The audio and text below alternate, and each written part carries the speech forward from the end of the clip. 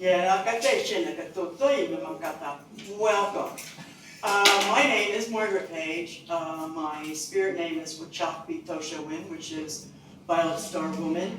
And first of all, I want to share the fact that I'm absolutely honored to be here.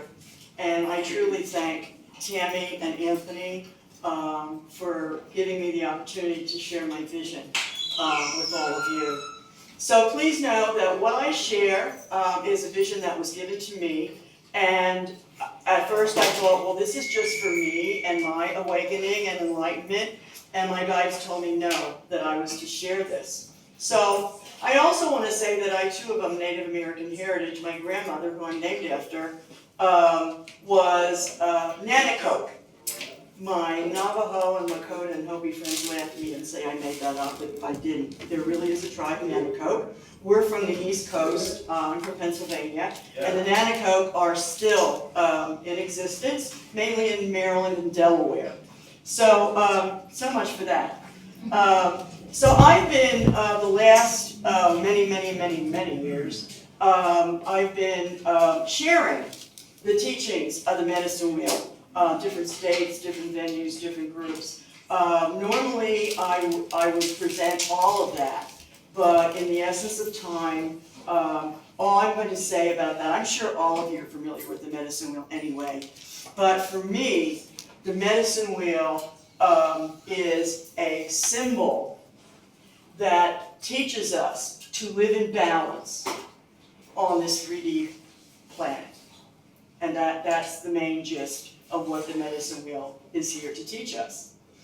So, I think probably about 2 years ago, maybe even a little longer, you know, I'm one of these people, I don't write down dates.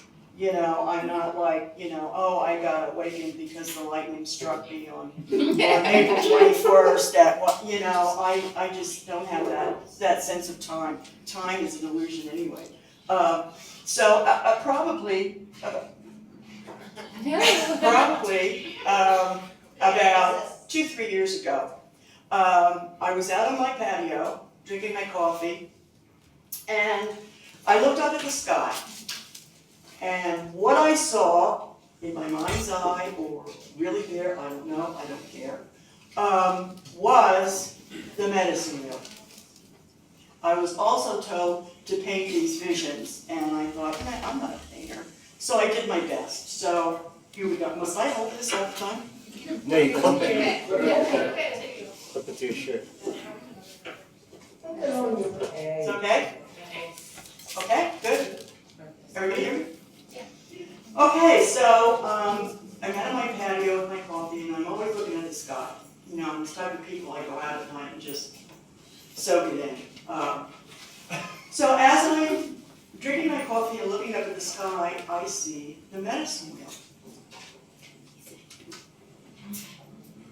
And it's doing what the medicine wheel does, which is slowly turning. And as I continue to watch, because I'm like awestruck, the wheel began turning faster and faster and faster and faster. And before I knew it, it started to tip and began to spin like a top. Remember when you were a kid? Or not as old as me, but we had those tops that would spin. Well, that's what it looked like. And as I continued to watch, not only did it tip and spin like a top, but it started to rise. And it started to go higher and higher and higher. Now I'm totally mesmerized. And I need to also share with you that this vision did not come all in one shot. It was what I call an installment vision. I mean, I got it in pieces over a period of months. So now the medicine wheel is spinning like a top, and it's rising. It's going higher and higher and higher, and I'm thinking, wow. The next installment is, as it's spinning, going faster and faster and higher and higher. The next thing I knew, a flame began to shoot out of the middle of the wheel. out of the middle of the wheel. Now, at this time, I was not aware, I'm sure a lot of you are, but I was not aware at this time of the prophecy of the eighth fire. Prophecy of the eighth fire is our ancestors sent a firekeeper, will send a firekeeper to Earth to ignite the medicine wheel. And the purpose of igniting the medicine wheel is so the flame, which is our ancestor spirit, enters in all of us and all of life and allows us to become healers and teachers for not only the raising of our frequency, but the frequency of the planet and all of creation to usher in the new world. So, I'm watching this medicine wheel burn. Like I said, at the time, I was not aware of this prophecy of the eighth fire. The next part of the vision was the medicine wheel, tipped, turned, spinning, flame coming out the middle. The next thing I know, the whole sky is fire. The whole sky. No more medicine wheel. It's all in flames.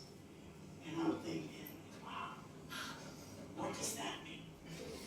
And as I'm staring at these flames, they part, and through the flame comes Mother Earth. Oh, wow. This is the purification. This is the transmutation. This is what we're going through now. So, again, I'm like totally mesmerized and in absolute shock. So, then it disappears. No more earth, no more flames. And as I'm looking up in the sky, what do I see now? I see the chakras all up in the sky. The 7 chakras. And so I just kept staring and meditating and speaking my language. And all of a sudden, the chakras began to melt. The ones on the top slid to the middle. The ones on the bottom went upwards. And all that was left was the heart chakra.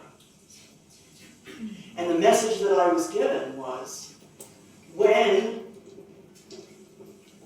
we're living in the new earth, the 5th dimension, we're not going to need all the chakras. The only chakra is going to exist is the heart chakra, because we're all going to be living through our heart space. So as I'm looking at this, and the chakras are melting, and all of a sudden, I see this ship, this huge ship. And from the bottom is coming this green light. And in the middle of the green light is the new earth. So, I'm thinking about this. Months and months passed, and I'm thinking, I don't really know what this means. What does this mean? So the message that I was given was, how are we going to turn this to this, and this to this, and this to this? It's not going to happen all at once, and it's not going to happen by itself. We are here to make it happen. We are here to make it happen. We, the light keepers, the healers, the awakened people, are here to live in the heart space, to extend that highest frequency in the universe, which is love. And as we extend that, the wheel will begin to spin faster, faster, and faster, and we will actually have this process happen. We can't just sit by and wait for it. You know, so how do I do that? You know, how do I stay in my heart space? I don't know about you, but there are days where I'm really in trouble staying in my heart space. It's compassion. It's forgiveness. It's love. And I don't mean the fuzzy, furry kind of love. I mean the action of love. To like-minded people, it's so wonderful to be here with my star family. Many of you I know from the past. But to also show compassion, forgiveness, and love for people that are not in my star family. To all of the creatures on this planet. To all of the two-leggeds. To, as the young man was dancing, when he said that we have to pray for our enemies. And we do, because how else are they going to come to the light if we don't pray for them? How else are they going to wake up unless we pray for them? You know, I'm a news junkie. I hate to say this, but I am. Yes, my wife, she'll tell you, it drives her crazy. But I don't get into all the crap that's going on in the news. But I've learned to become an observer. And I can look at the news and go, oh my God, look at that insanity. It needs help. It needs help. They need help. Yes. The countries need help. The governments need help. The system needs help. The system isn't working anymore. You know what? It's not supposed to. It's crashing. And it's going down, kicking and screaming. But again, our process is to follow this prophecy. And it's always been here. The crap has always been here. But what's happening today is the darkness is coming to the light. And the light will always transmute the darkness. But you see, we have to do the work. We have to do the work. And how do we do that? You guys know. Prayer, meditation, our star language, light language. Use it. Use it, because that's the energy. That's the frequency. That's the energy that will bring this all about. And even if you don't speak it, even if you don't write it, you have it. Dance it. Drum it. Paint it. Play it. There's all different ways to utilize your star language. But it's important to use it on a daily basis and extend that energy out. So, post-vision, I got another message from my guides who told me, we're going to send you codes through painting, crystals, and star language. And I went, huh? A, and okay. 2, I don't even know what you're talking about. So I shared this with one of my spiritual mentors and a very good friend of mine who paints. And, they both said, you gotta do this, you gotta do this. Okay, so I got some supplies. I got some canvas, I got some acrylic paints. I got a little easel to put on my dining room table. My dining room table was a mess for months. You couldn't eat off my dining room table. It was all paints and stuff. So I would sit there in front of the blank canvas and, okay guys, here I am, here it is. I don't know what to do. And I would meditate, and I would start to speak my language. And I would take my paintbrush and just different colors of paint. And I had a spray bottle of water. And I would start to spray water on the canvas. And the colors started to run and mutate. And I began to see faces and animals and spirits and wow, I just got goosebumps thinking about it. And they're beautiful. And they have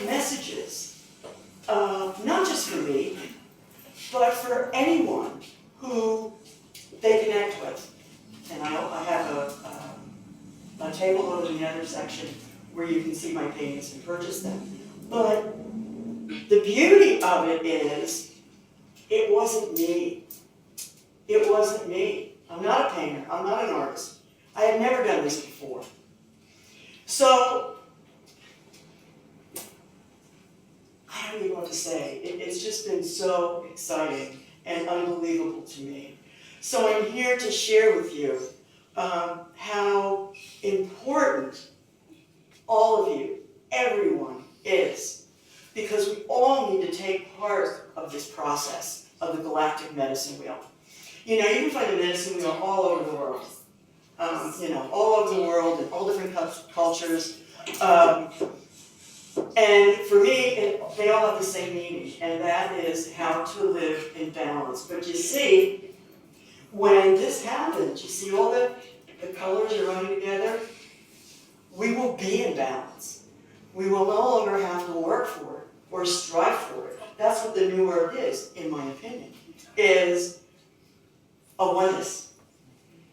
We won't need all those chakras. We won't need to do all this work because we will be in it. It will be in us.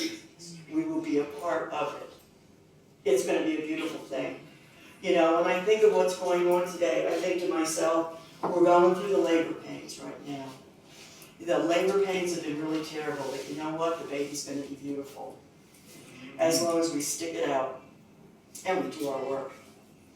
And I want to share this with you as I end. Some of you have heard me share this before. It's okay. I once watched a lecture by Dyer. What's his first name?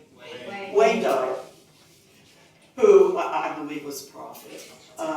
And he talked about how when his daughter was a little girl, he would sing to her a song, and he would teach it to her. And it wasn't until she was an adult, and he was an old man, that he realized how profound that song was. So I'm going to sing it for you, and then I'm going to ask you to join me. Row, row, row your boat gently down the stream. Merrily, merrily, merrily, merrily, life is but a stream. Row, row, row your boat. Row your boat. Don't row his boat. Don't let her row your boat. Row your own boat. And what does that mean? That means do your work. Whatever it is, you gotta do your work. Don't rely on her, don't rely on him. It's your job. Row, row, row your boat. Gently, gently. You know, we don't have to become aggressive. You know, it's my way or the highway. Your path is wrong, you need to follow me. Bullshit. Gently, gently, down the stream. Don't go up the stream. You gently go down the stream. Go with the flow.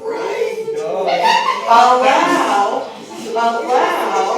your guides, the ancestors, whoever you're connecting with, to just let you flow down the stream. Merrily, merrily, merrily. Some days it's hard. My wife knows. Have fun. Merrily. Laugh. You know, laughter comes from the heart. You know, and it's the energy. It's the energy that keeps us all in that frequency. So we go down the stream merrily, merrily, merrily. Life is but a dream. This is a dream. This is a dream. We're waking up from a dream. Are we not? We are waking up from a dream. So, remember that song. Now, I could stand here and sing all kinds of native songs which you would forget 5 minutes after it was over. But row, row, row your boat, you will remember. So I'm going to start with this section here. Okay, you ready? Row, row, row your boat. Row, row, row your boat. Row, row, row your boat. Gently down the stream. Merrily, merrily, merrily, merrily, life is but a dream.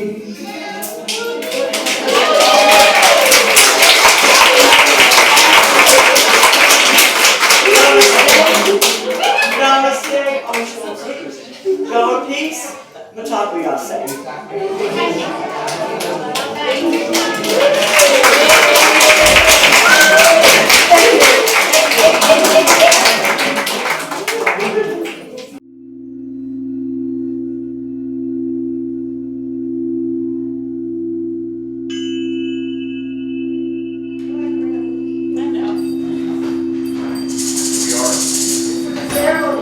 Alex and Yvette Urbina.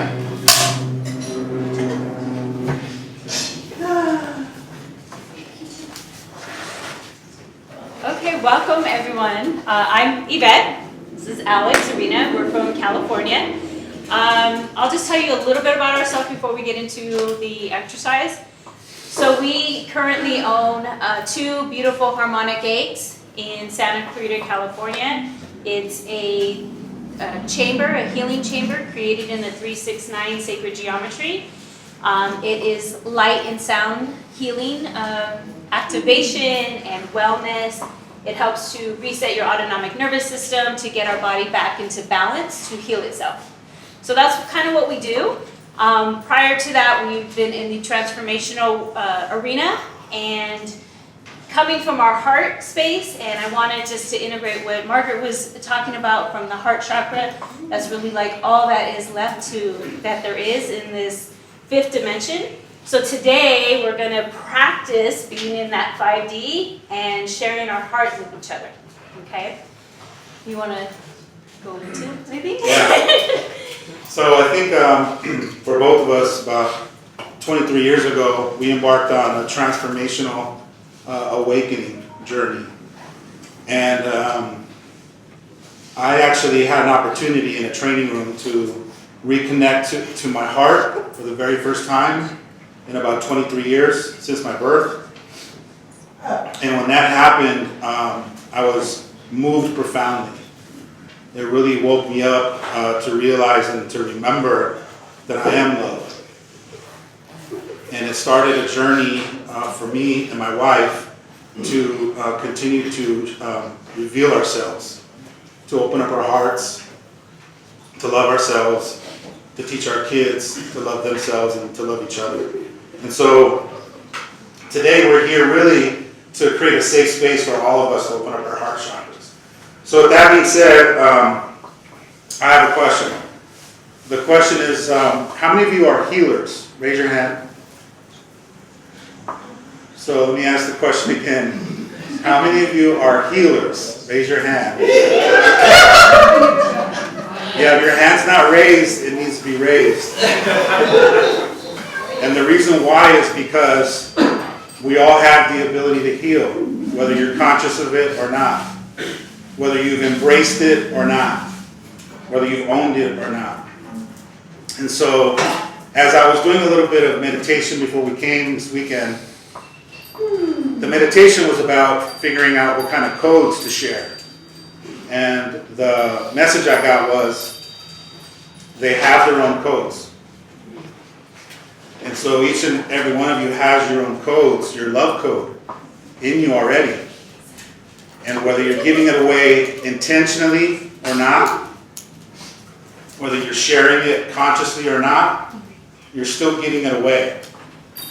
And so today we're just going to hold space for you guys to share your love code with each other. What that's going to look like is, for some of you, you're going to have to be facing your comfort zone and maybe facing some challenges. So when we talk about getting out of your comfort zone, there are some risks outside of your comfort zone, is there not? What are some of the risks that we have to face when we get outside of our comfort zone? Vulnerability. We have to risk being vulnerable. Embarrassment. We have to risk being embarrassed. We have to risk being rejected, being hurt, being ignored. And for most of us, if we still carry our past with us, we have some of that trauma still in our DNA or still in our cells. And so today it's going to take for you to be willing to be vulnerable again, to allow people to see you, to allow yourself to be seen. And what that's going to require is for you to be willing to be hurt, be ignored. But I want to preface it with, as you're standing in front of somebody in this exercise, and you have the experience coming up for you as I'm being ignored, I'm being rejected, give yourself permission to allow the other person to have their experience without you creating any kind of judgment. Like, you don't have to take on other people's stuff. What I mean by that is quite often people go through their own uncomfortableness. People project their own fears, their own insecurities, and they're just projecting it out. It doesn't mean they're projecting it onto you, and it doesn't mean that what they're projecting is actually what you are or who you think you are. Allow people to have their experiences without taking it personal. And so what we're going to do today is we're going to give you an opportunity to row your own motherfucking boat today. So when she talked about rowing your boat, it was a symbol for doing your work. And quite often in our trainings, we can create the safe space for people, but it doesn't mean that you have mustered up the courage to be willing to jump in and to do your work. Quite often it's scary to allow yourself to be vulnerable enough to receive and to give. So what this exercise is going to look like, it's going to be a mingle. So we're going to be walking around the center of the circle, and it's going to be a quiet mingle. And I'm going to request that there be no talking. My second request is as you stand up, as you choose to stand up and engage into the mingle, that you leave your ego in the chair. So when you stand up, you're intentionally leaving your ego in the chair. Why would I ask you to do that? Why would I invite you to leave your ego in the chair? Judgment. Because we don't want our ego to bring the judgment. What else? So that prohibits us from really... We leave our ego in the chair so that our chair doesn't bring its greatest tool, which is to protect us. Yeah. Our ego's job is to protect us, is to keep us safe. It's to kick in the fight or flight, to run or fight so that we can live another day. But in the guise of our ego protecting us, in relationships, quite often it can destroy us. So you got to learn when you're sitting down with your son, having a heart-to-heart talk, you leave your ego, because your son's not going to hurt you. When you're sitting together in front of your husband or your wife, leave the ego so that you can allow yourself to be vulnerable. Let spirit guide you. Spirit doesn't need the ego. Spirit comes wholeheartedly, open, trusting, loving, forgiving. So your invitation is, when you stand up, choose to engage in this exercise, you're going to leave your ego. And then you'll mingle around, you kind of walk around in silence, no talking. Talking most often takes you out of the experience, because quite often we hide behind words. Our personality comes out when we're using words, our ego comes out using words, and quite often we can hide behind that. So I'm going to invite you to come out without the words so that your spirit can come out and shine. And then what's going to happen is, as you start walking around, you're going to find yourself standing in front of someone else, face to face. So it'll look like this. Open body position. Take a deep breath, get centered and grounded. And then we're just going to establish eye contact. And they say that through your eyes is the window to your what? Soul. To your soul. Guess what? I was told that your love codes are beaming through your eyes. And quite often in our relationships, we don't make eye contact. And you're robbing the other person from the healing love codes that you have to give, and vice versa. So today we're going to practice the art of healing each other. So as you're standing there, open body position, making eye contact, you're going to experience several moments, maybe even several minutes. I don't like to say the time because what will happen if I say the time? You go to your head and you start going, this is about 30 seconds now, this is about 60, right, when is it going to be over? Why are they blinking so much? This is weird, right? You start to go up. So shut this down and just experience the moment. Give yourself permission to experience your experience in that moment. Sharing this magical, loving moment with another human being. Allow yourself to be seen.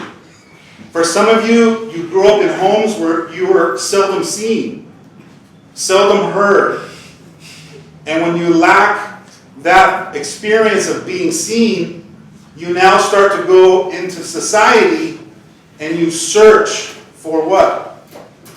Validation. You search for to be recognized. And this is how sometimes this can form into an insecurity.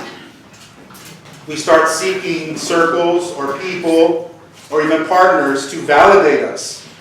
And your validation never comes from outside or external sources. It comes from within. But sometimes we need it. And so today, for those of you that need to be seen in this exercise, allow yourself to be seen in that moment and really experience what it feels like to be validated. And as you're being validated and seen and recognized, remembering that you matter, that you exist, and as you're being seen, you're being solidified on this planet, in this moment, through the eyes of someone else. As that starts to happen, you then want to shift into start giving through your eyes to them, and then allowing them to be seen through your eyes. What's going to happen is at a certain point, when that magical moment is over, you guys will know when it is. It happens organically. It'll look like a smile, a nod, and it'll break away on its own. It just breaks away. You're going to walk around and you're going to find another person, who, by the way, is no one else other than who? You. It's just another version of you. So go find another version of yourself, stand in front of them, and heal them. Because as you heal them, who else do you heal? Yourself. Because we're not separate. We're all one. So this is an awakening and a remembering of who you are through the eyes of the other. At a certain point, you're going to hear me either talking out loud, try to put my voice in the background and still be in your experience. But I'm going to be speaking specifically out loud, but to certain people. And you'll know because it'll sound like when I'm speaking, it'll sound like I'm speaking just to you. And if that's what it feels like, receive the message, receive the instruction, receive the codes. At a certain point, I'll stop, do a timeout, and I'll ask, who wants to share? If you don't have anything to share, don't share. If you have something that you feel you need to share because you know it's going to contribute to someone else, or even to yourself, raise your hand. It'll sound like this. Alex, what I realized was, wow, I really needed to be seen. I didn't think I did, and this is what my experience was. By you sharing that, does that heal other people? Yes or no? Yes. Absolutely. So through your sharing, even verbally, you're actually healing other people through that. Because somebody else might go, oh, I needed to hear that, or I'm like that, or that's what I experienced too. And if you're sitting there saying, oh, I don't like to share, I don't want to talk, that's an encouragement to say this might be a good, safe opportunity for you to share. A lot of times we have stuff that we don't think is a really big deal, or oh, that wasn't such a big deal, or I didn't have such an aha moment. But once you start to communicate it out, it hits you. And you're like, oh, wow. Or it heals yourself. And not only that, like you said, it heals someone else. Someone else needed to hear that message too. And so what I'm gonna end this tee up is, if you don't feel like getting up, or if it's too overwhelming for you, or you need a little time to watch before you jump in, that's okay. Take your time. Even though you want to row your boat gently, sometimes it takes a little while to go, okay, let me get centered and grounded, let me create an intention before I grab the hold. But when you're ready, stand up, jump in, a little bit of time to give yourself permission to experience your experiences, to experience the love that someone else is sharing with you. All right, are there any questions before we get started? Yeah. Yes. Is hugging allowed? Great question. So, when you're done with that experience, if you put your hands out like this is a universal sign for what? Bring it in. So just do like this, and if the other person does like this, then you're going to bring it in, and you're going to embrace each other. If you do like this, and the other person does like this, together you're still going to be honoring each other, and it's going to be a virtual hug. Because some of us are huggers and some of us aren't. I'm a hugger, so that's the way to go. And you'll be surprised. You'll be surprised. In this space, if we have 12 people that are doing this, within the next couple minutes, it's 8 people, 3 people, 1, until there's 1 person or no, then we're just... Love is such a powerful energy. It swoops you up. It engulfs you. So you have permission to give your overwhelming love to each other. Most of us have forgot what it's like to be connected deeply. And we get this opportunity to experience it now. So everyone close your eyes, take a deep breath in. And as you exhale, let go of all the fear. Shake it out of your hands. Today, you will not experience rejection. Today, you will be embraced. Today, in this exercise, you will be celebrated. You will be acknowledged.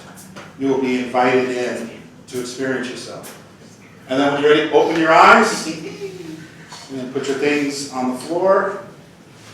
And we just need 1 courageous person to stand up, step into the center. Remember, there's no talking. Remember, there's no talking.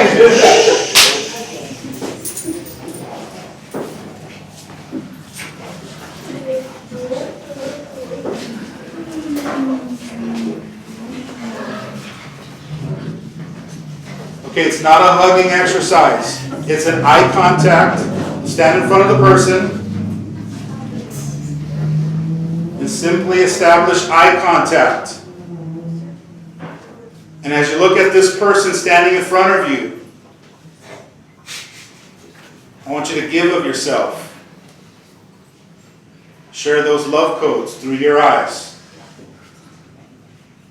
Let them know with your eyes that it's okay for them to be who they are. Let them know through your eyes it's okay to be on their own journey. Let them know it's okay to be different. Let them know it's okay to be weird. Let them know with your eyes that you see them, that you validate them in this moment. Let them know that they matter. And take a deep breath in.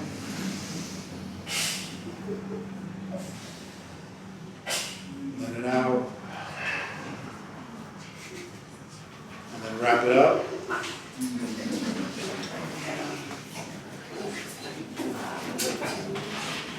No talking. Let's move on to the next person.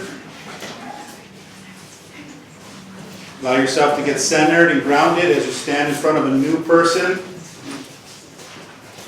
Take a deep breath in. Use your breath to stay grounded. Use your breath to connect to spirit. Use your breath to bring your walls down. Use your breath to open up.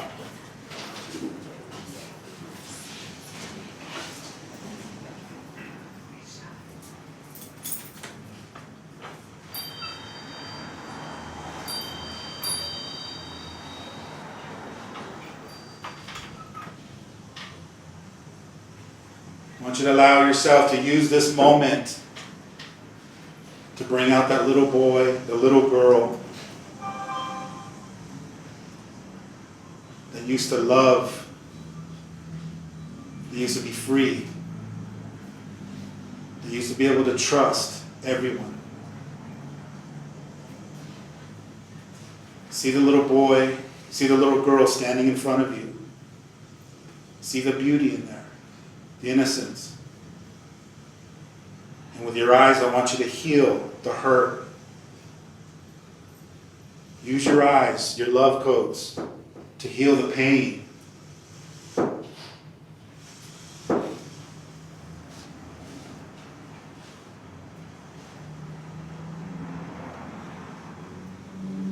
Some of you in this process are starting to remember who you are.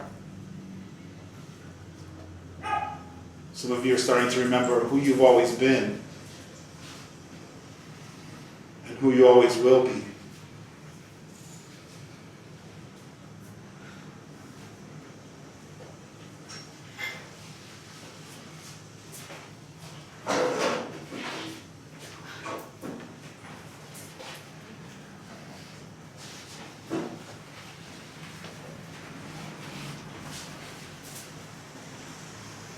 Then let's bring it to a close.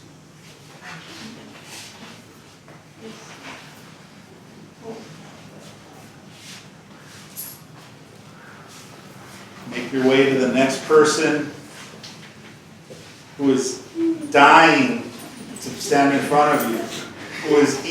Get in front of the person who came here this weekend to experience the awe of who you are.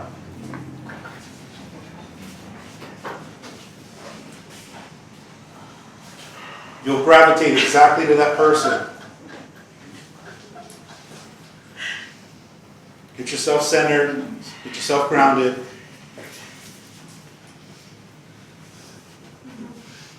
Try not to let your ego rush through the process. Your ego wants you to move through this so quick. And some of us move too fast in life. Some of us walk right past our loved ones, and we don't even acknowledge each other because you're moving too fast. You walk right past each other in the hall and you don't say good morning. You look beautiful. Or have I told you lately how much I love you, how much I appreciate you? When was the last time I let you know how much you mean to me? And therefore your sons, your daughters, your spouses, your parents are living as though they don't matter through their own experience of being walked by, not seen, not heard of. Take a deep breath in, stay in your body. Stay grounded, stay here in the present moment. Lean into it.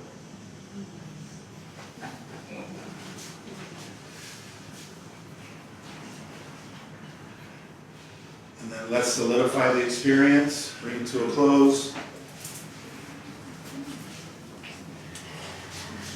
Don't rush to the closure either.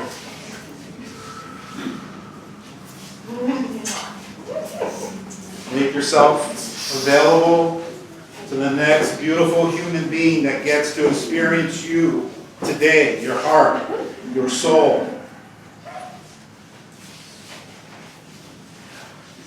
And when you get there, allow yourself to be grateful that this person is sharing themselves with you in this moment. And as you stare at the person in front of you, look into their eyes. I want you to know that there's someone at home that loves this person more than anything in the world.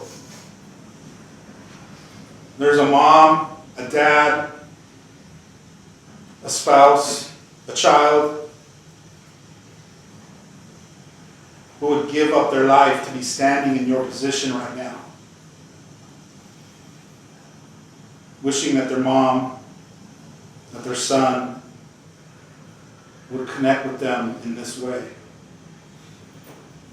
Wishing that they had the courage to allow themselves to be so vulnerable, to be so present.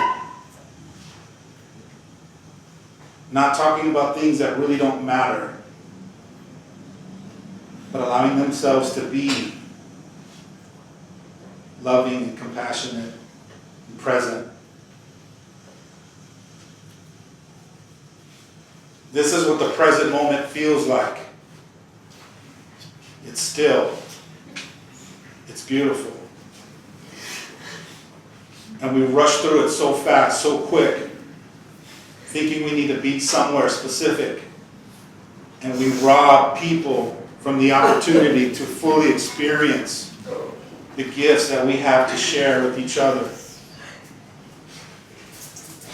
Go ahead and lean into the person in front of you, solidify the experience, bring it to a close, and gravitate to the next soul that you get to embark on in your journey this week.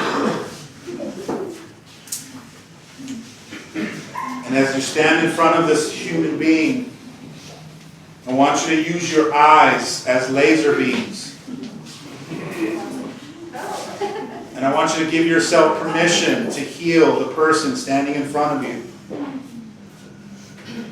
Open up your heart chakra and bring the light from your heart up into your eyes, through your eyes, straight into their soul. And with your eyes only, I want you to communicate, I'm sorry. Please forgive me. I love you. And thank you. And this is how we heal people. Because this is what some of us need.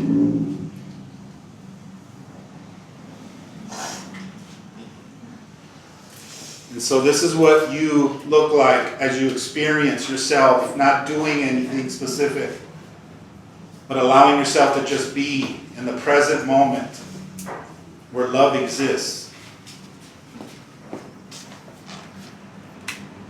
This is you allowing yourself to be spiritually grounded in the present moment, the only moment that really matters. And then take a deep breath in and embrace this experience, a moment called now. And then allow yourself to be grateful for this shared moment. And then lean into the person as a way to show your gratitude.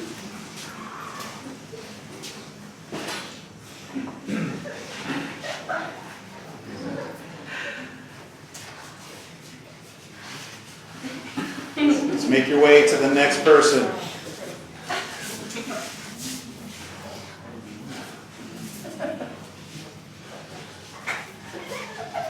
As you stand in front of this new person, I want to remind you that this is a new moment.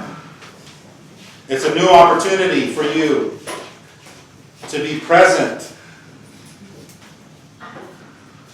co-creating your experience from love, not from your past, not from your fears, not from your distrust or any insecurity, but standing here raw, real, with your chest ripped wide open, your heart beating, exposed, vulnerable. Allow yourself to be seen.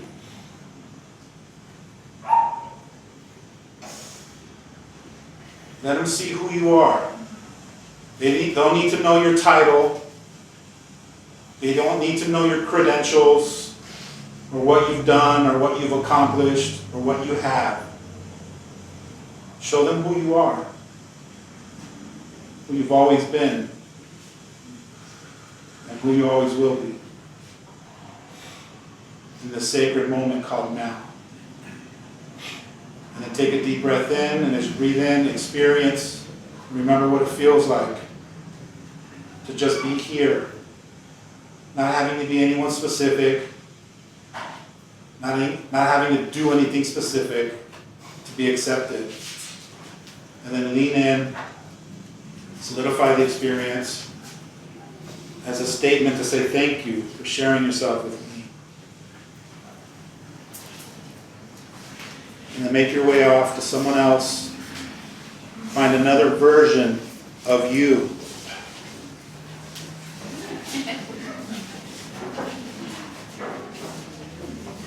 And so this is your last opportunity before we sit down, so make it count. If you've been holding back anything in this exercise, bring your final wall down.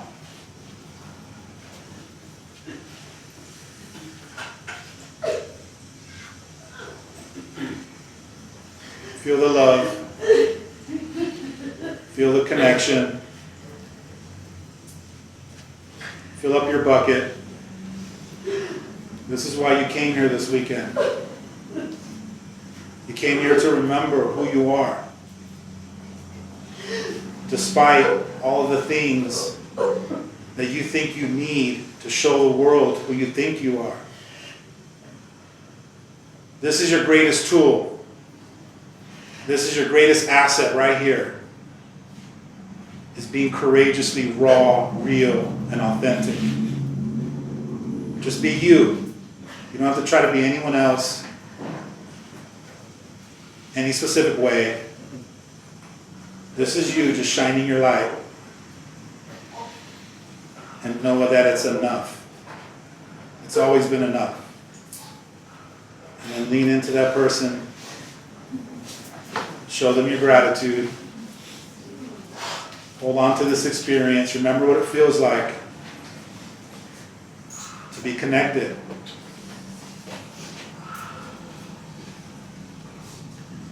And then when that experience is over, we'll have a seat. We'll take a little bit of sharing. And then give yourselves a big round of applause as you make your way back to the seat.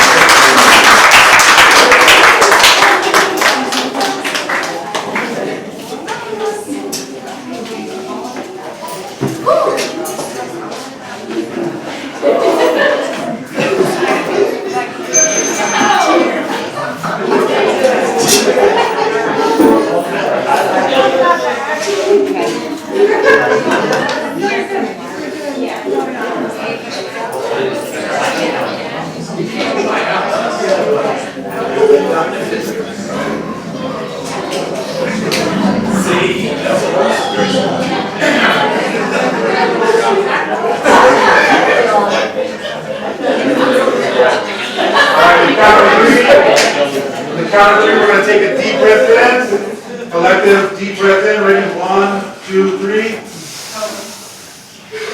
Let it out. Shake it out. Shake it out.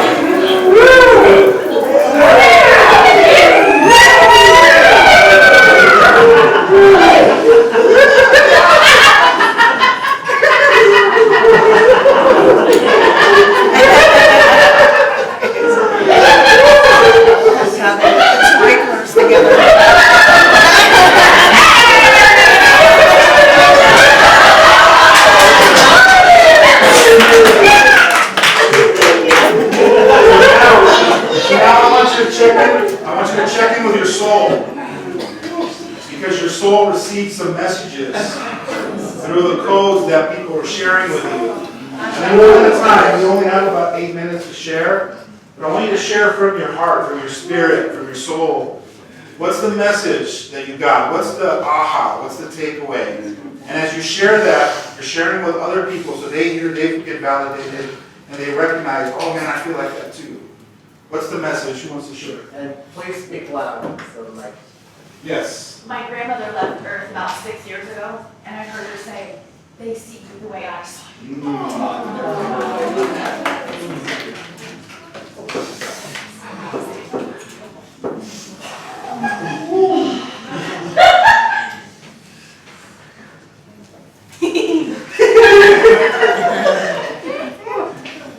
So yesterday morning, a name popped in my head. I'd never heard it before. And it says, Remiel, who are you?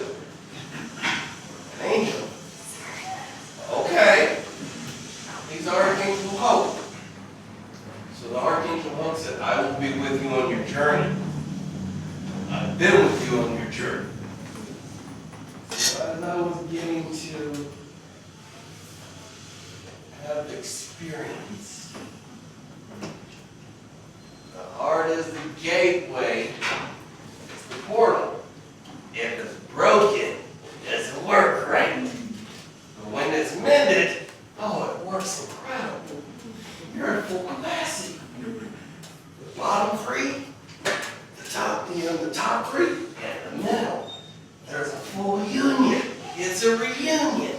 So here we are, assisting each other in healing these obstacles, blockages, pains, whatever it is that we have from whenever we knew each other from before.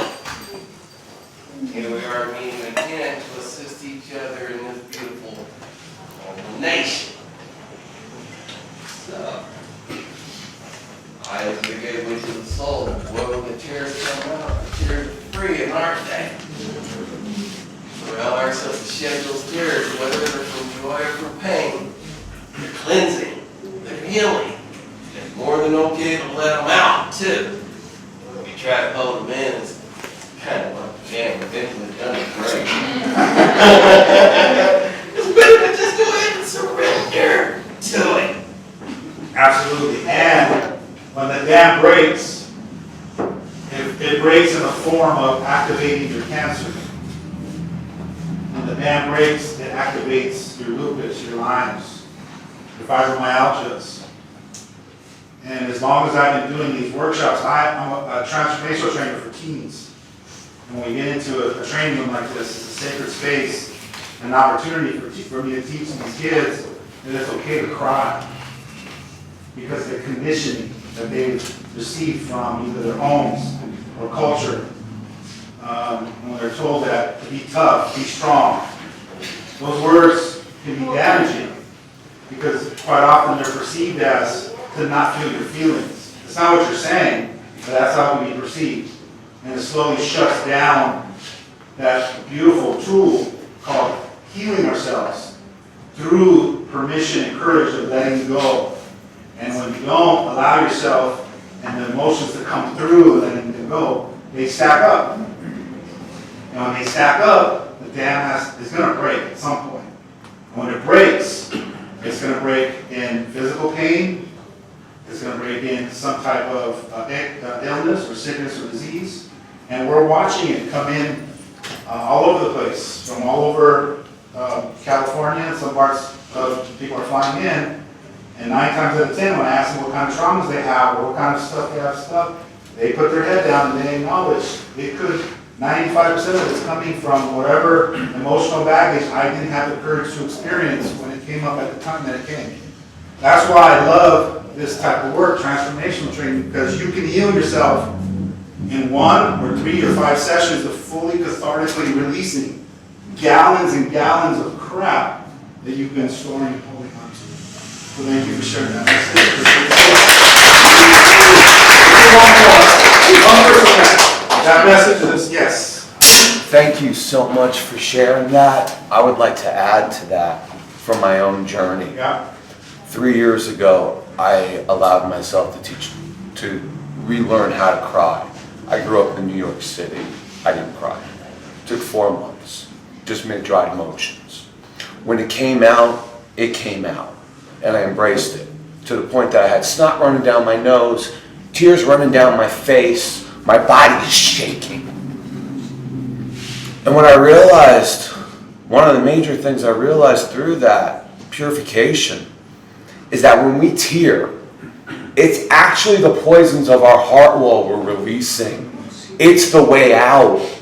Physically, we have to remove that heart wall. There's no other way that I know than through tears. When you taste those tears, they're not water. There's a whole lot of stuff. Sometimes they even sting. That's everything that's in your heart. And as you release that more and more and more, it brings the freedom back to love again. As I looked into everyone's eyes today, I saw you, you saw me, I saw myself, but we all make family. And you're all beautiful.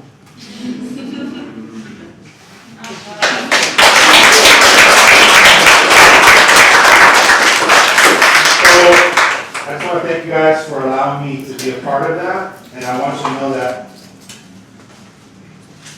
through my eyes watching, it's beautiful.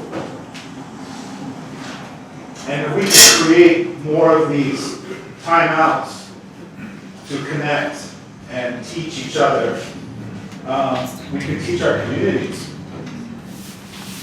We can have this show up in our schools.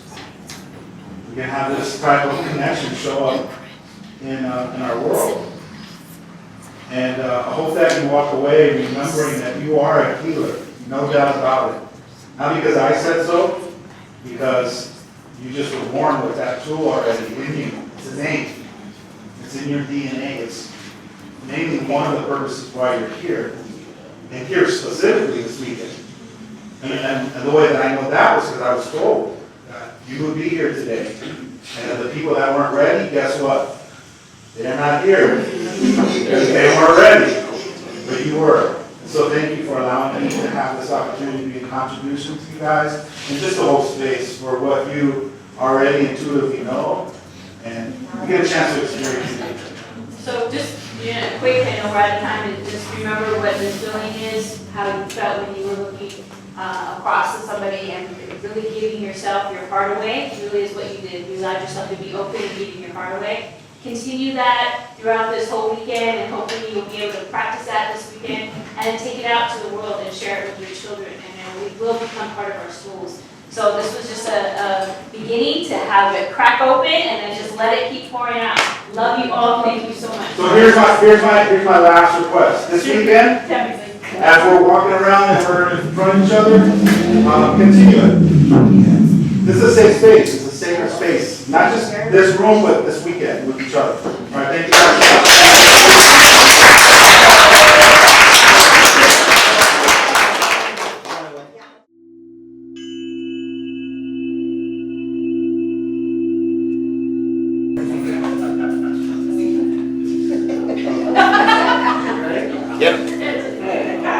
Jeremy Fraj.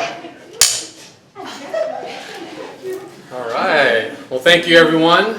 Thank you so much. I just want to give my thanks and gratitude to Tammy and Anthony and all of you for showing up today and for this weekend. I know there's many things that we could be doing this weekend, but we all chose to be here together to co-create this beautiful space and experience.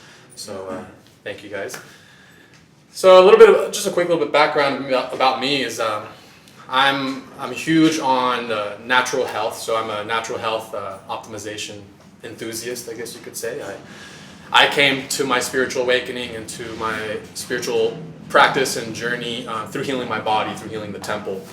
And so, and then I'm also a sound facilitator, sound healer, I don't like to say healer, sound artist, channeler.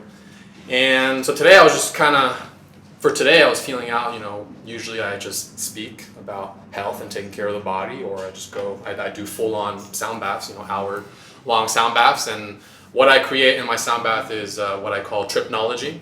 So today I'm gonna, I have way less instruments than what I usually use, but I'm gonna just keep it really raw, and and so you're gonna get a glimpse or just a feeling of what I channel.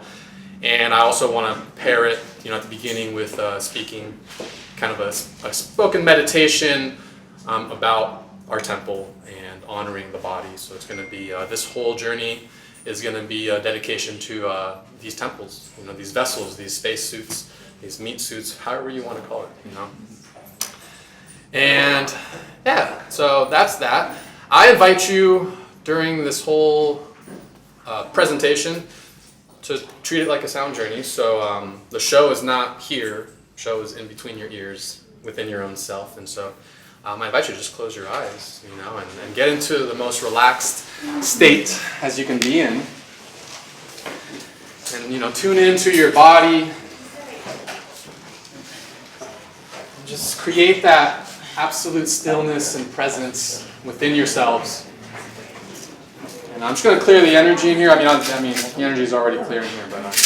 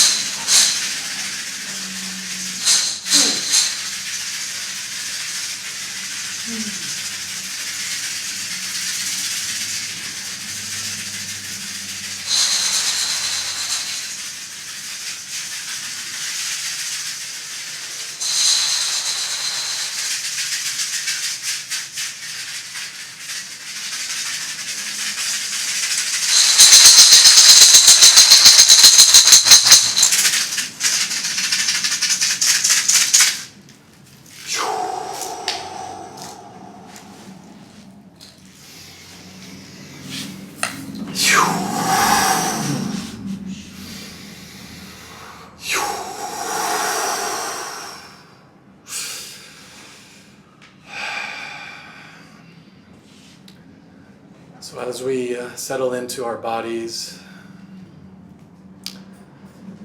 we allow our minds to idle.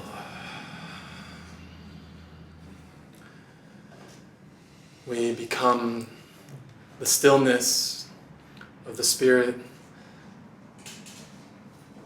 the absolute presence of your beingness. And as we notice the waves of thought still lingering, we just let the thoughts be. Just let them come and go like the waves of the ocean. And as we feel the energy and motion within us, all around us, we give ourselves permission to be open and to simply receive. And I ask of you to simply expect the unexpected. And as we journey through sound and through the message that I bring, we love everything that arises to the surface of the body, the mind. And we allow ourselves to, again, just receive. Do not take anything personally. Just take what you need and leave the rest. And enjoy the journey, my friends. So together on 3, we'll take a deep belly breath. 1, 2, 3. And breathe out.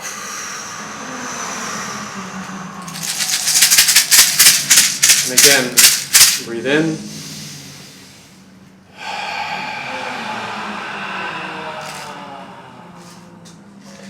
And one more time, breathe in and hold. And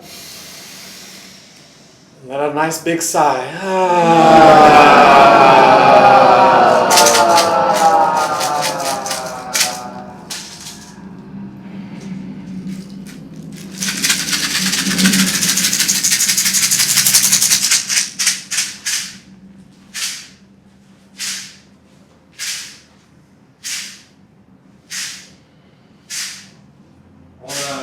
Give thanks to the Great Spirit, to this mystery called life.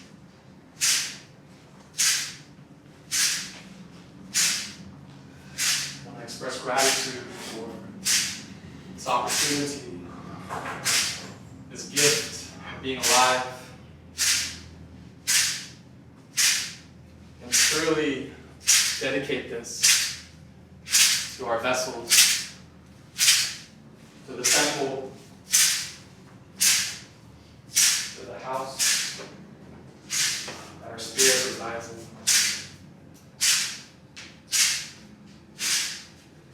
So perhaps you could hug yourself, embrace yourself, correct yourself, just hold yourself.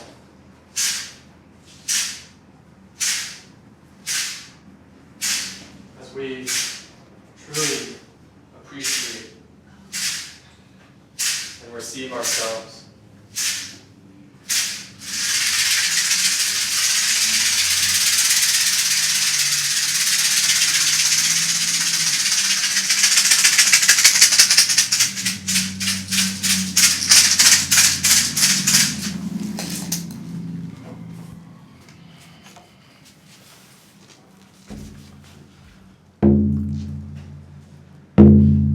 We come into this world, and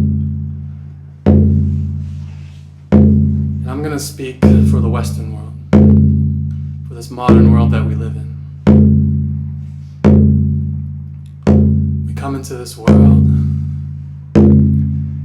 and immediately there are forces that take us out of our bodies.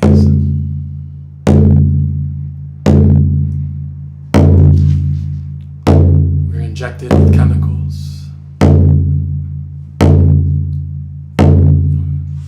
vaccinated and jabbed countless times since the beginning of our birth.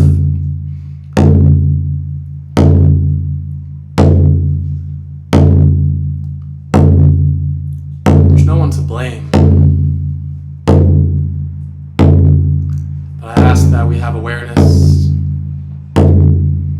and we just realize that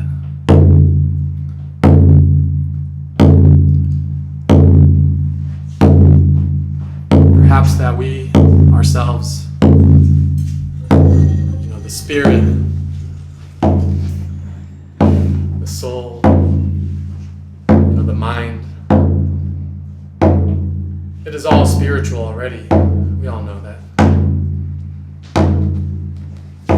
We are spirit. So I invite you to contemplate that perhaps the body is on the spiritual journey. And so this world that we're in, this Maya, this illusion, for whatever reason, we are disconnected from the body.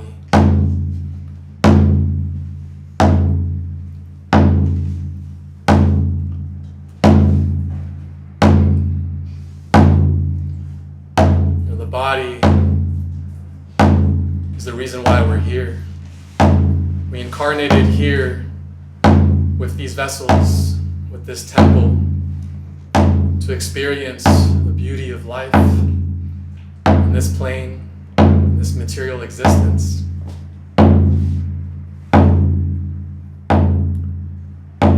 And yet, the world is diseased. It's contaminated. It's toxic. It's polluted. And the way that the mainstream, the way that we treat the earth, I'm not saying us, I'm just saying in general, the way that we treat the earth is a reflection of what's going on in our bodies.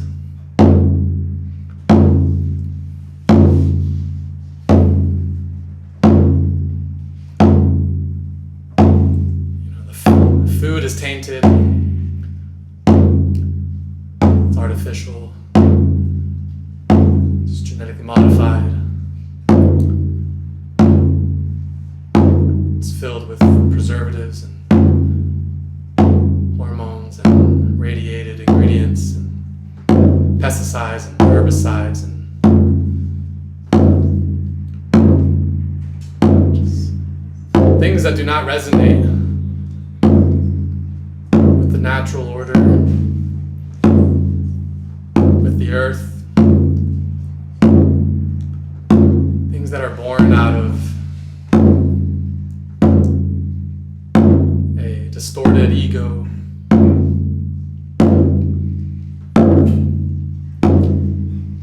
The air is polluted, the water is poisoned, the airwaves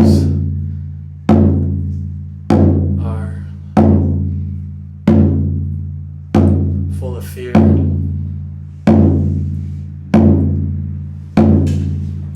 The entertainment, the politics, music, everything in the mainstream seems to be all for the purpose of disconnecting us.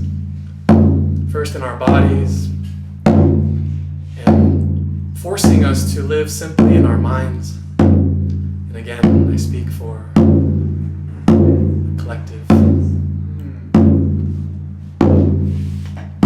We are blessed. We are all here for a purpose of healing from all this trauma, undoing all this damage. We're rowing our boats and we're doing the work. But again, we really need to uphold the body on a cellular level.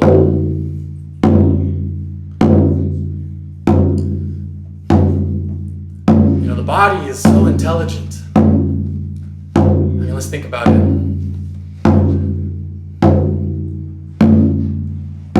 heart's pumping, our blood's flowing, all of our organs are functioning. We have these physical senses, neurotransmission, muscles working. Did we ever learn how to use this body? It is all innate. It is always happening. It's happening for us, as us. So the body is already taking care of us 24/7, every moment. We don't even have to think about it.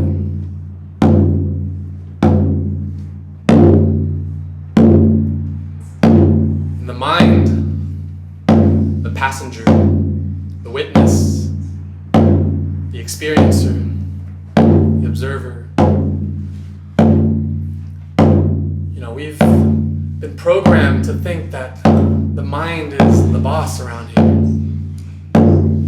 The mind is in the driver's seat and needs to control everything.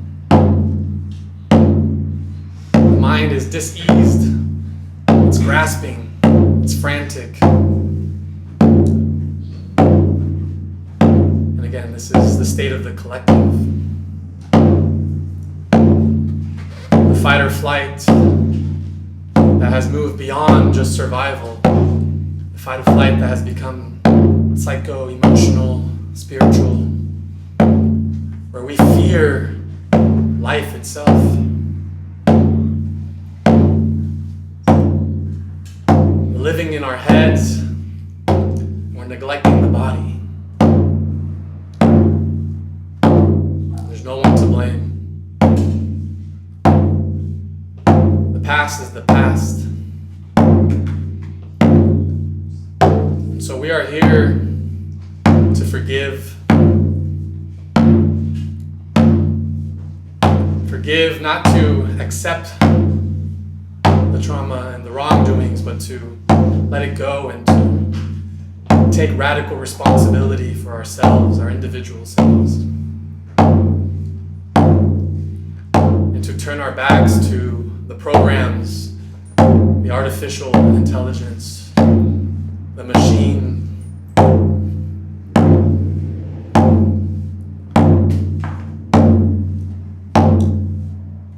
To cater to the body is very simple. Think of the elements. We got earth for the nourishment, for the food. We're little babies and we're now full-size adults, and the food is the reason why we grow, the nourishment.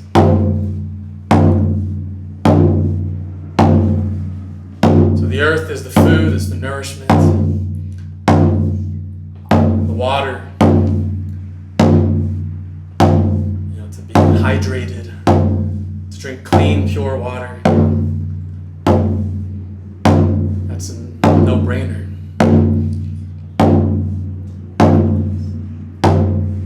And of course, we can't forget the breath, the wind, the spirit, the connection to source is our breath. But it seems like we're always holding our breath. We're drowning in our own waters, and the body is crying for help. And the mind, the fire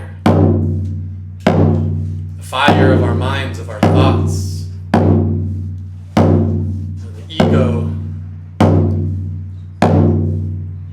it seems like we're always getting burned by our own thoughts.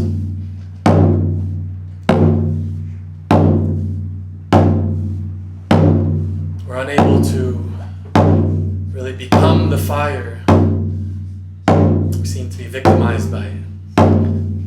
And again, this is the collective. And so when we bring the body the nourishment it needs, the pure organic food, the natural ingredients that come from the earth, we provide the regular cleansing and detoxifying, the alkalizing.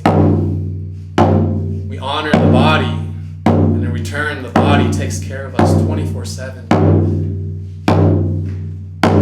We achieve homeostasis and balance.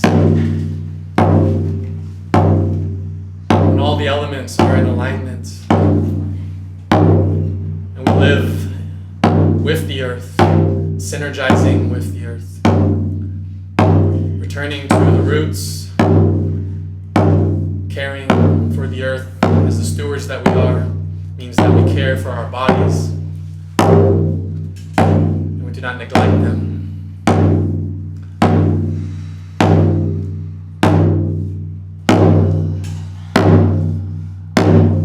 And so our spiritual journey, our expansion, our ascension, our multidimensionality, I believe that, this is my opinion,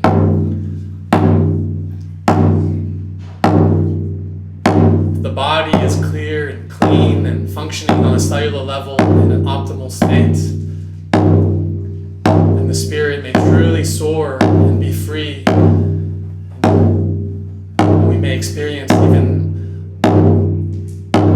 more elevation, more expansion, with ease and grace, effortlessly in the flow, with the body up to speed with our spirits, our souls. We may truly glide through life and be in non-resistance.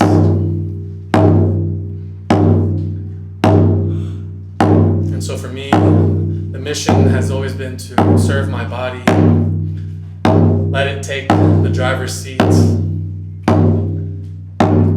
My mind is, my brain is not even the main brain. We have the heart, the gut, and the food, the air, the water that we drink that is given to us is disrupting our guts. We're mostly bacteria, microbes, alien. But if our bacteria in our gut, they're not blissful, they're not satisfied, and we cannot truly be our fullest, most potential selves, because there's a disconnection, there's a distortion between the gut and the brain, and the body, and the mind and the spirit. To heal the gut is to heal our minds, and vice versa.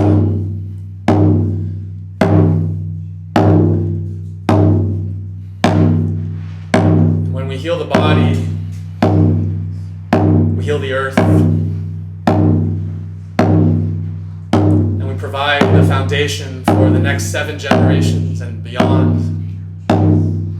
And we set an example, we lead by example. Co-create the new earth with the new bodies, the evolved bodies, and we witness everything change right before our eyes. The food systems, the water, the air, the airwaves, our expression, our creativity. And those who are not on the spiritual journey, those who are not aware of their own spiritual journey, those who are lost in the fear and the suffering and the drama and the trauma, I believe that the most universal way that we could bring them to this ship, this movement, is to wake up their bodies. Those of us that are blessed to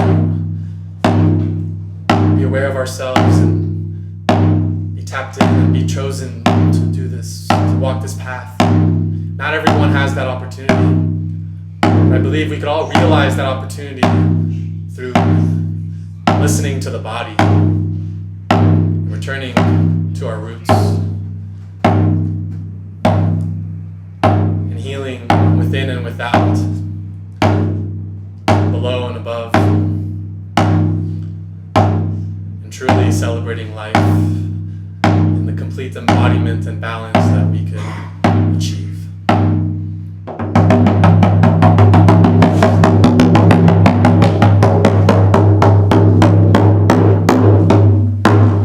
So this is a dedication to the body, the breath, the mind, the spirit, and the earth.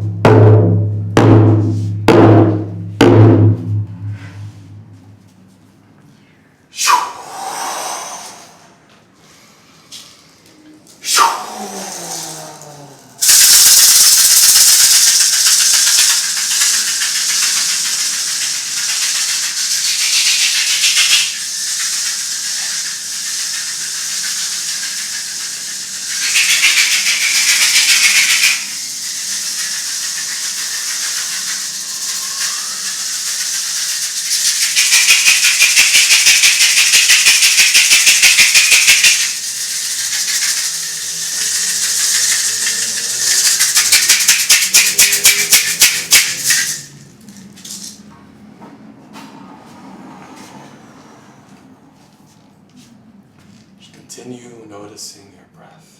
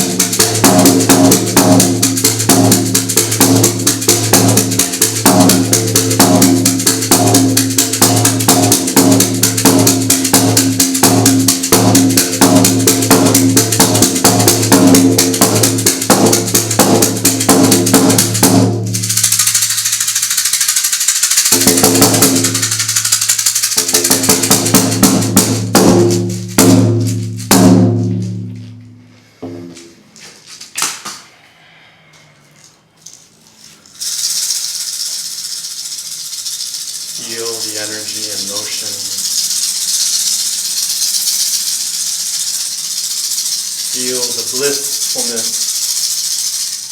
in every cell of your body.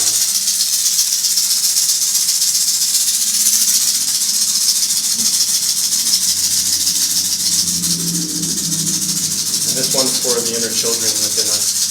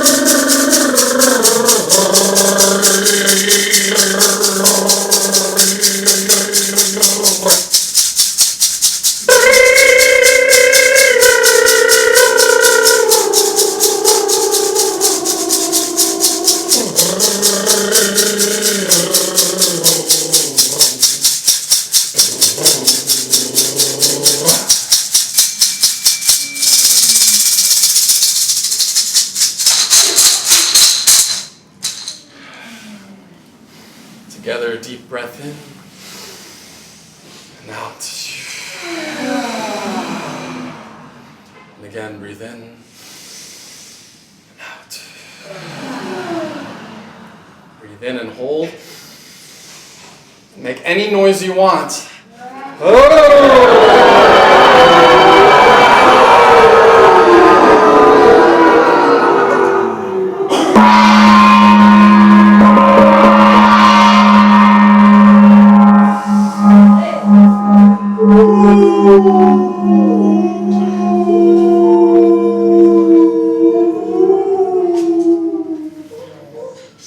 Thank you.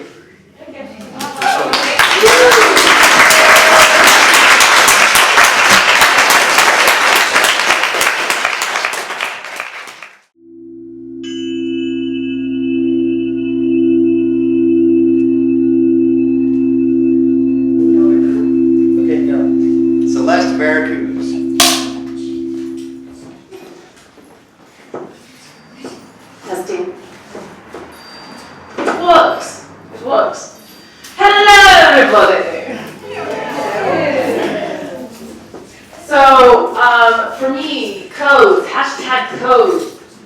Beep, beep, beep, beep, beep, beep, beep. She's done. For me, my codes, I started coding when I started decoding. Right? It like happened simultaneously. And so the process of waking up is waking up into laughing hysterically about all the cosmic joke of irony. That we must experience the depths of suffering and struggle to understand the value and the virtue of compassion, patience, kindness, forgiveness. Forgiveness means that an act did not happen. Forgiveness means that it's no longer holding us hostage. So we're forgiving that stagnant energy back to the universe as free energy. Just real quick, this little forgiveness piece really set me free from some narratives that I was running through my brain for many, many years as if it was who I was, my identity. And for us to extend forgiveness to others, and we must also extend that to ourselves first. Because what we embody, we amplify. And so once we understand a greater understanding, oh, hello. Okay. Check. Chicken check? Okay. Where was I? Greater understanding. aha moment.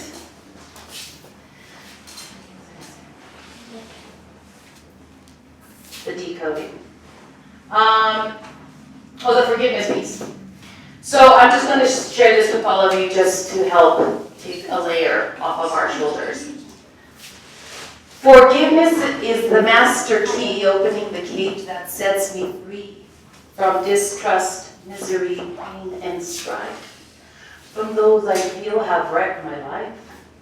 If I don't forgive the past, I can't trust the present and I attract the future.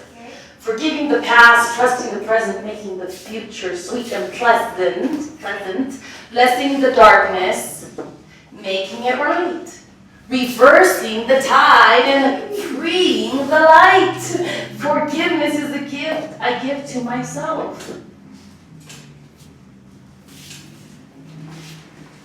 Once we can forgive, can we allow room and light to enter our hearts once again?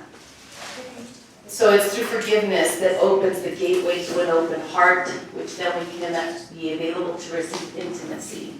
And it is through the gateway of intimacy that we can experience true connection with ourselves and with one another. So in the decoding, it's really those, it's putting the ego aside, putting the pride aside, and see what is my contribution to this collaboration, to this co-creation, to these dynamics. And to really hold ourselves accountable to our own integrity of well-being. That's what our integrity is our well-being, our highest good. And if my highest good is compromised, I cannot show up for anyone else. Right? Self-love is the greatest form of activism because when we can truly love ourselves, then we're not projecting our pain and suffering onto everyone else because we feel like we're suffocating in our own pain. So when we can truly love ourselves, forgive ourselves, can we truly liberate our souls to receiving intimacy and connection through the mirror that we ourselves are carrying with us, with every interaction. Every single interaction, we're cultivating a relationship with ourselves. And so for me, the decoding has come in the form of spoken word. I have not tapped into star language, doesn't mean that I won't tap into my star language, but I have found a way to translate my own insights, my inner sights, because it's the inner, my third eye is my inner sight, that we begin to code.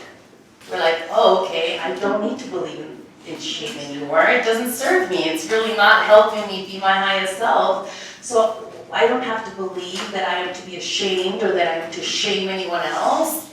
And so that's when we start to flip the script on our old belief systems. And take responsibility in how I want to show up in every interaction. So the coding for me and the spoken word, these are all my insights. I invite all of you to think about what was very insightful for you that really helped you go from a place of struggle into a place of triumph even, right? And I will ask everybody what that looks like for you. What is your insight? What is your inner sight that you want to share with the collective? And then we could do this real quick so everybody can have a voice in this one. So the first one that I'm going to share with you, I'm going to share a piece with you of decoding. So it's a lot of different codes that come with the decoding. And that's what the spoken word pieces are about. Okay, girl. That's enough.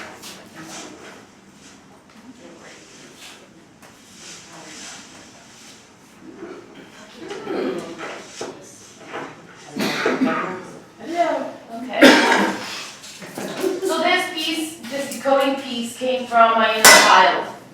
I am an advocate for my inner child. So in this decoding, it was like, how can I honor my inner child? How can I take responsibility for the belief systems that I chose to believe in and that I carried with me and acted out? And what kind of practice do I want to put into action? And so all these words started to come to me. One of the things was our belief creates a reality which we perceive. So I had a vision of carrying a cross. Like my body was just like, feeling so burdened, like I'm carrying, and the vision came to the Jesus Christ story of carrying the cross, the beast of burden. Then it's like, here, let me carry your cross. Right? And so I'm helping you carry your cross to your own crucifixion just as well as to my own. Right? And to understand what are attachments. You know, we all have these attachments to all these narratives. It's like guilt, shame, resentment, regret. And here I am, hung at my own cross of stagnation. Stagnation is the culprit of dis-ease, the blockages. And so it's up to me to resurrect myself from this cross by shifting my belief systems, by holding myself accountable to shift my own belief systems. So this was inner sight. I believe that through the practice of consent, we're also in the practice of free will. We're honoring, in the practice of honoring our own free will to choose into an out-of-order experience, and we're also honoring another one's right to choose into their own free will through an invitation, through an inquiry, not an imposition, right? Not, this is what I want from you, so give me up. Like, it's like the hug is a kind of one that I can use as an example is, I need a hug, and I go into the hug. The person I'm about to hug is probably feeling very vulnerable. Maybe I don't know that. Maybe they're in a state where they are not available to receive a hug. And I just went in it. Really an act because I needed it. It was almost like a violent act against somebody that was not available to receive that hug. And so to honor their free will to choose, as well as my own honoring my wants of what I need, then I can invite someone into an invitation. I am available to receive a hug. If you're available for that, I'll be around. And then you just kind of leave it there, let it marinate so it's not an imposition. And so it becomes a practice because we're so ingrained to just take what we want or what we need. And we don't ask each other, you know, how would you feel about that? Would you feel okay if to receive a hug? And it's okay because I'm asking you, so now I'm offering you an opportunity to say yes or to say no, to choose, to use your free will to choose into or out of an experience. Now I'm in practice of free will. You may have said no, but you know what? We got to practice honoring one another's free will as well as having an intimate interaction. Even a no can be intimate. So this is dedicated to the inner child within all of us. And this is my coding, my decoding and coding.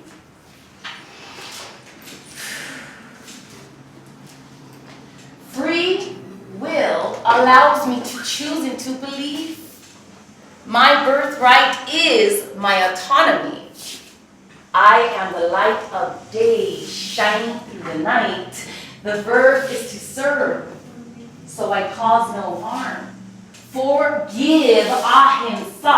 Apathy is not an option. It is care that will prevail in our survival and expansion. An invitation to connection, cultivating intimacy and affection. I always get a vote, honoring the yes and honoring the no. Honoring my yes and honoring my no. Consent is the namaste. Consent is the namaste. Consent is the namaste. How can I trust if I compromise my truth? If silence is consent, then I must advocate. My contribution is a revolution. Loving others as myself is the evolution. The question and the answer is to be or not to be. Perspective is the key. The SOS is the I see you as I see me. Trust begins with into me. I see connection. We emerge agency. An invitation to connection, cultivating intimacy and affection. You always get a vote, honoring your yes and honoring your no. Consent is the namaste. Pain perpetuates loneliness and isolation. The shame game is a violation. The red tape is not to take. It's the innocence, our innocence, that is at stake. Our inner child just wants to play. So make it safe. The task is to ask. So I make it my mission to ask for permission. An invitation to connection, cultivating intimacy and affection. We always get a vote, honoring our yes, honoring our no. Consent is the namaste. So you see how all that was revelations for me, realizations for me. And through those revelations and those realizations, I am able to now actualize. Because once we are in the knowing, our response is our ability to contribute to a better way. And that is how we co-elevate. So I'm going to go around and I'm going to ask you, what is your inner sight that really shifted something for you in your life? Who wants to start and volunteers? Elizabeth. You mentioned flip it, and someone I listen to called Doug Addison has something where he says flip it and flip it good. And he just means that when something comes at you that's negative, you immediately look for the positive. And that really helped. That really helped shift my perspective.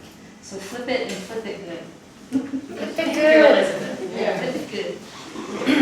Yeah, I guess I'd have to say, really learning to adopt kindness and compassion, to see everybody as myself, to see all of us as the whole, and my reflection in everybody else, and to not judge, and to practice compassion for all, knowing that any kind of behavior is a cry out for help. And so that really changed and shifted a lot for me in my perspective. Decode and code. I don't have any business. You're still learning every day. Okay. No, seriously, I don't have any business to have. Okay. It's okay. It's all right. Oh, shit. Oh.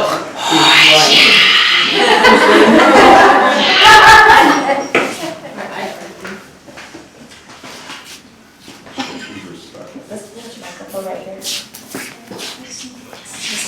Just turn it off.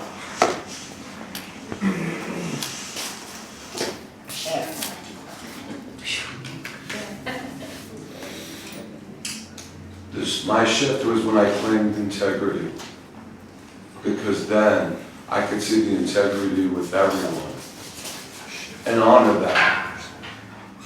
It gives me the strength to be authentic, and it shifted my perspective greatly. Authenticity is vulnerability, direct path to my divinity. Your turn. Oh, shit.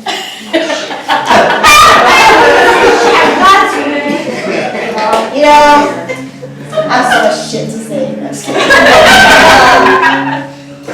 Mine is like, don't fall in love with the potential.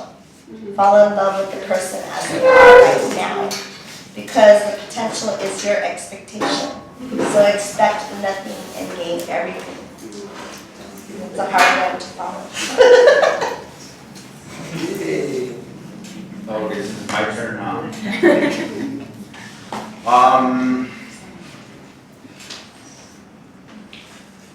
It's hard being the low man on the totem pole because you carry everything.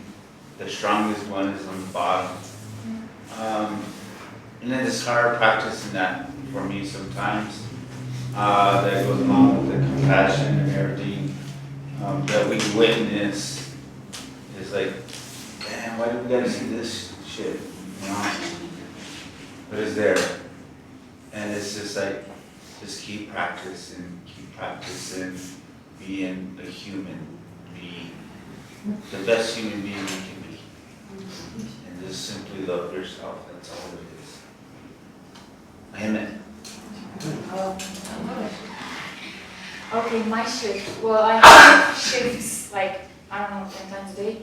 But basically, I would take it kind of literally because you're a word person, and I think I am too. it's more difficult for me in voicing it, so I'm more of a write person, especially in English.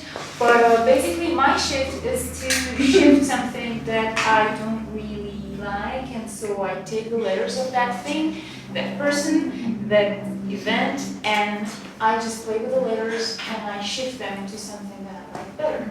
And I try to do that with my life, basically, in every daily encounter or whatever happens. And it helps. So that's my shift, and it's my ship that I row.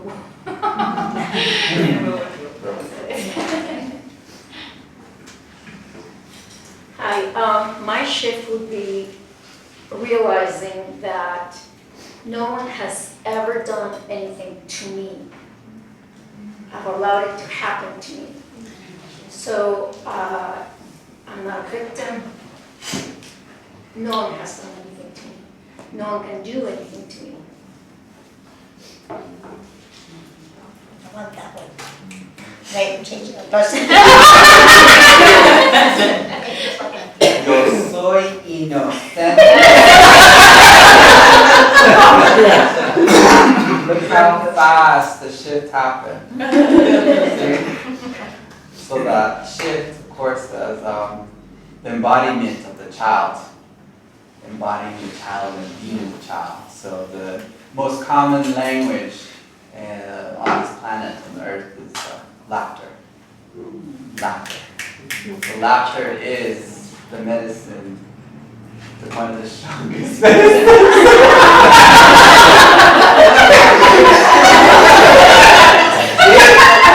That's my case.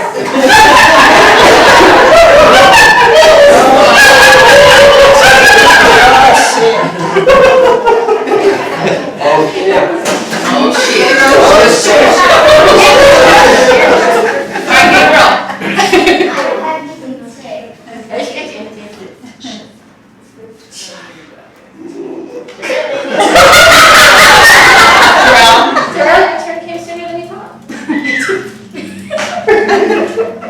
Wow, man.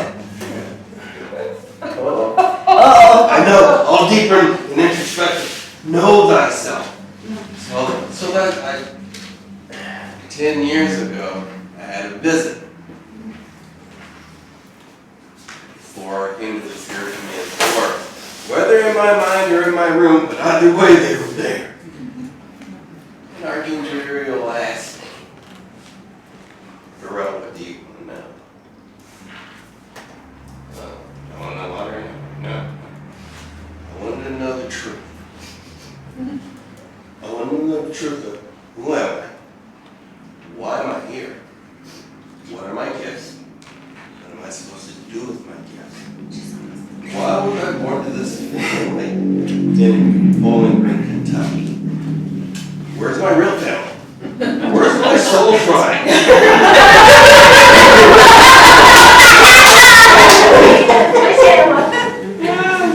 Pulling you by the hair.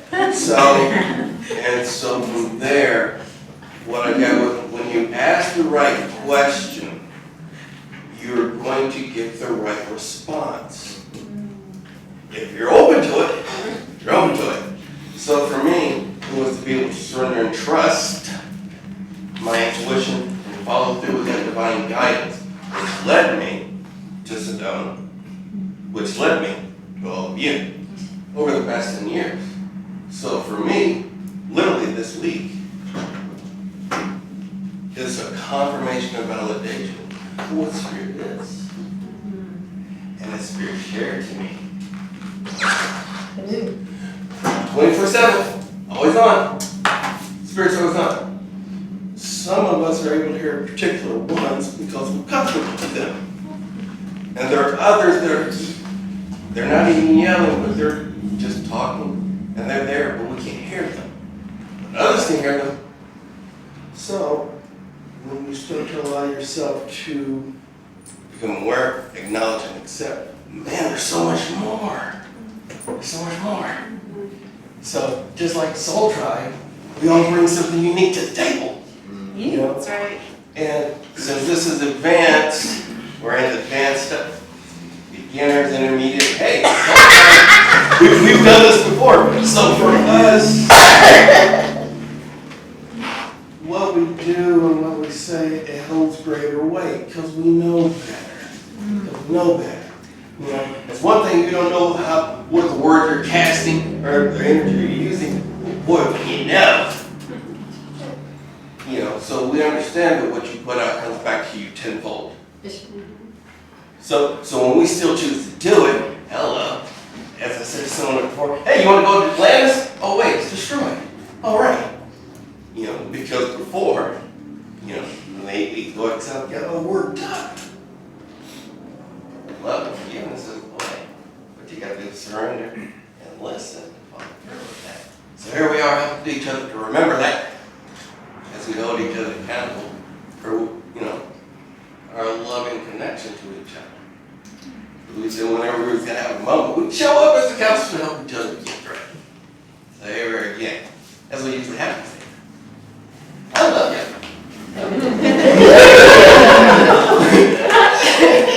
With that being said, it's so funny, we were talking the other day, me and Elizabeth, we were trying to figure out this performance thing, so let me continue.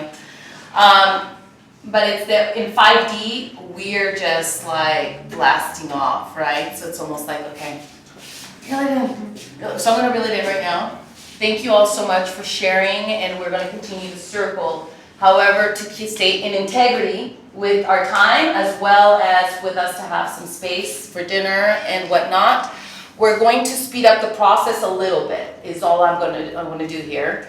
And so maybe pick a word to a brief sentence of that insight that was really profound for me. Like for me, it was like, oh man, I was buying into the belief of shame, and then once I released it, I've been able to have more intimate connections without punishing myself for saying something that I feel ashamed about, or whatever. So that's just brief and to the point, and then we'll move on, because we've got a lot of things to say in this group, I know it, because we're all activating every moment. So with that being said, I'm just go ahead and continue the talking stick. Sorry. Maybe acceptance and ownership. That was good. And to the point. I guess the vision I keep remembering is a moment when I was doing work and shed all those hard layers I built up and crustiness and tough chick in this world and reclaim my lost innocence. Let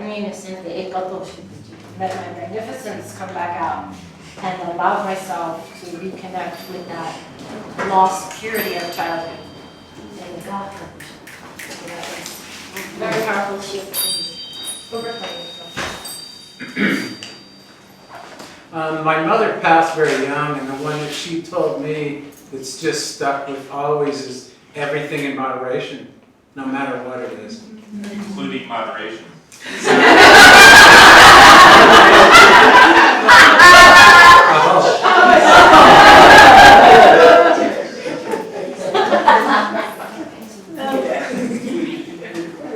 I think my biggest, greatest moment was accepting my sexuality and then coming out to my family.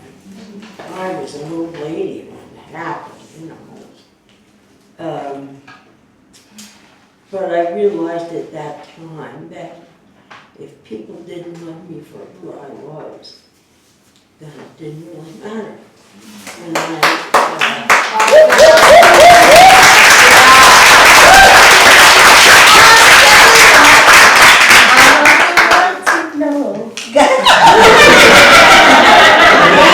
Thank you.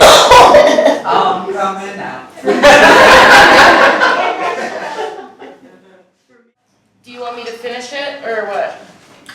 Finish it. Finish it, okay. So if you notice, everybody's input, everybody's insight is helped everybody to some degree just to listen to it and bear witness to it. Because this is called the human condition. It's how we are able to transcend consciousness, is to actually have an embodied experience for us to understand the value of what we must amplify. And that automatically becomes, that's what I'm going to actualize. This is what I have realized, now I know what I have to actualize. And so this last piece to complete the circle on decoding is to also hear, obviously, others' perspectives, but also the perspectives of all the artists and alchemists that have come from time and space. If you can think of even the 60s when there was a lot of transmuting that needed to be done, the artists came through and they spoke words of wisdom, right? Let it be. Right. And so it's to listen to all those coding, all those artists, including the murals that we see on your streets, because they're all speaking the language of source consciousness, our pure, creative source consciousness. And so with that being said, here is one last piece that is an activation piece called Light Tribe Nation. So it's an activation to activate all the galactics to amplify their light in this now, because the now is all the time that ever is. So it is very real, but it is only real right now. That's where the magic happens, in this now. Embody and amplify.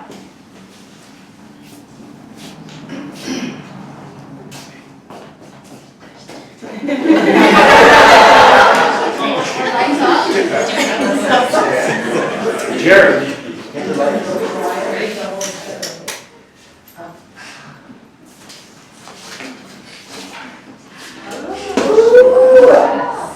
This is a call to action. Light Tribe Nation, raising the vibration. Love is the intention, portal to ascension. So whenever I say love is the intention, you all stand on your feet and say, portal to ascension! Love is the intention, portal to ascension! Fuck yeah. All right.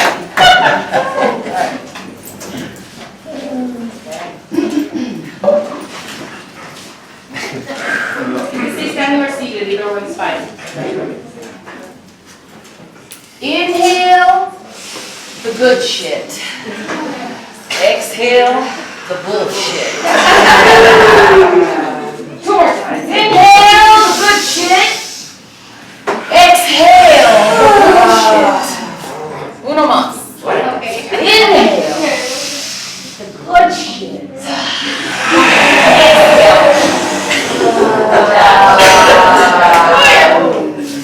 All right. Center your heart space.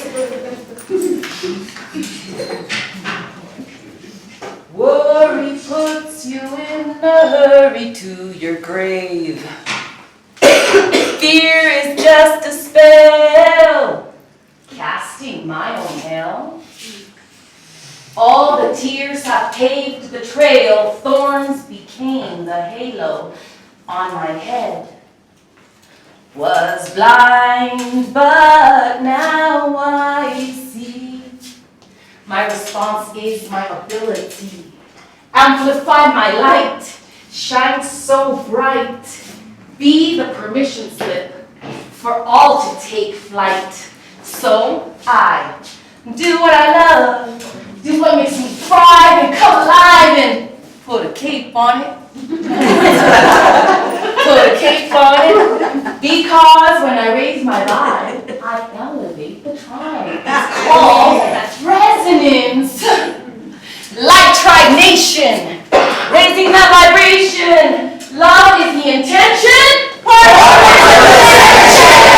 Love is the intention. Shine your light on me, you will set us free. Shine your light on me. You will set us free.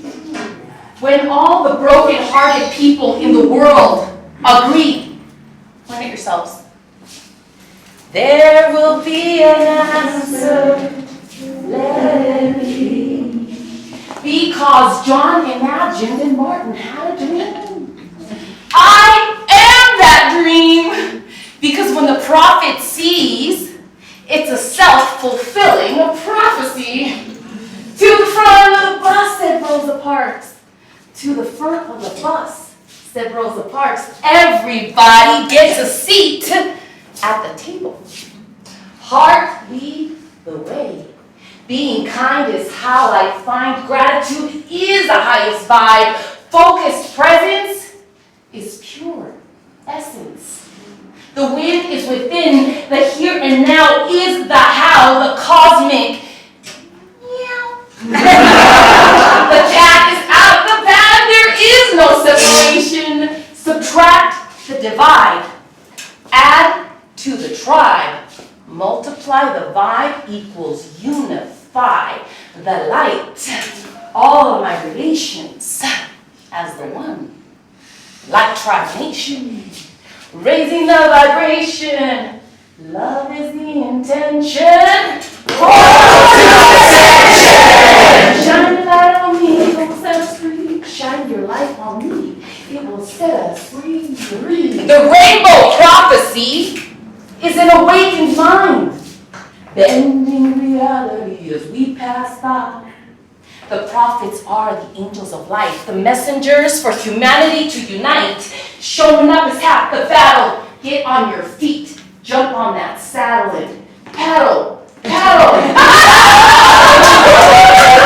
Elevation, our elevation is the revelation.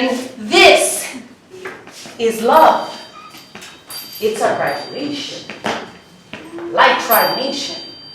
Raising the vibration. Love is the intention.